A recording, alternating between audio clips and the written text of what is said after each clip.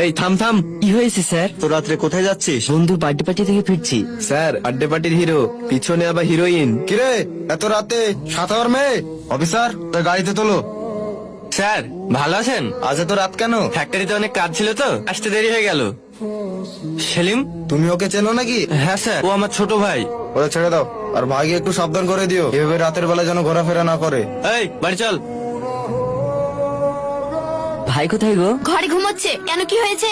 আমার কিছু টাকা লাগবে। এত বড় ছেলে হয়ে তোমার ভাইয়ের কাছে টাকা চাইতে লজ্জা করে না? আর কতদিন এভাবে তোমার ভাইয়ের মাথার উপর বসে বসে খাবে? তোমার ভাইয়ের এত বোঝা টানতে পারছে না, এবার অন্তত নিজে কিছু একটা করো। কিরে কোথায় যাচ্ছিস? দেখি কোথায় যাই। চমৎকার কথা। আমি কি ভুল কিছু বললাম? যে মানুষটাই ভুল, সে আবার কি ভুল কথা বলবি? তোমার আবার কি হলো? সকাল সকাল ছেলেটাকে বকছো?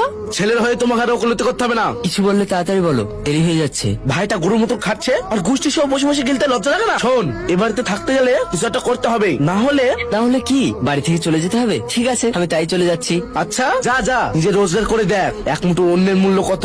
তাহলে বাপ হয়েছো কি করতে? ছেলেকে যখন খেতেই দিতে পারবে না। এটা কি করছো? তোর জন্য আমি কি না করেছি, আর তুই তুই আমার মুখের উপর কথা বলছিস? এটা তুমি কি করছো? তোমার মাথা ঠিক আছে তো? হ্যাঁ আমার মাথা ঠিক আছে। তোমার ছেলেকে আমার চোখের সামনে থেকে চলে যেতে বল। এটা তুমি কি করলে? হ্যাঁ আমি ঠিকই করেছি।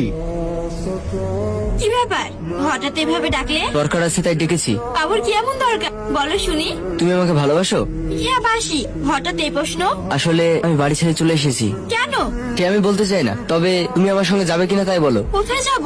আমি যেখানে নিয়ে যাব। মানে? মানেটা খুব সহজ, তুমি আমাকে ভালোবাসো, তাই আমি যেখানে নিয়ে যাব আমাকে যেতে হবে। দেখো, মাথা ঠান্ডা করো। এভাবে বাড়ি থেকে চলে এসে এখন আমাকে যেতে বলছো, এটা কি করে সম্ভব? কেন সম্ভব না? তাহলে নিশ্চয়ই তুমি আমাকে ভালোবাসো না, তাই যেতে চাইছো না। এসব কি বলছো সেলিম? হ্যাঁ আমি ঠিকই বলছি। দেখো শেষবারের মতো বলছি, তুমি আমার সঙ্গে যাবে কিনা। আমি এভাবে যাব না। যদি আমাকে নিয়ে যাওয়ার ইচ্ছা হয় তাহলে আমাকে বধূবেশে নিয়ে যেতে হবে।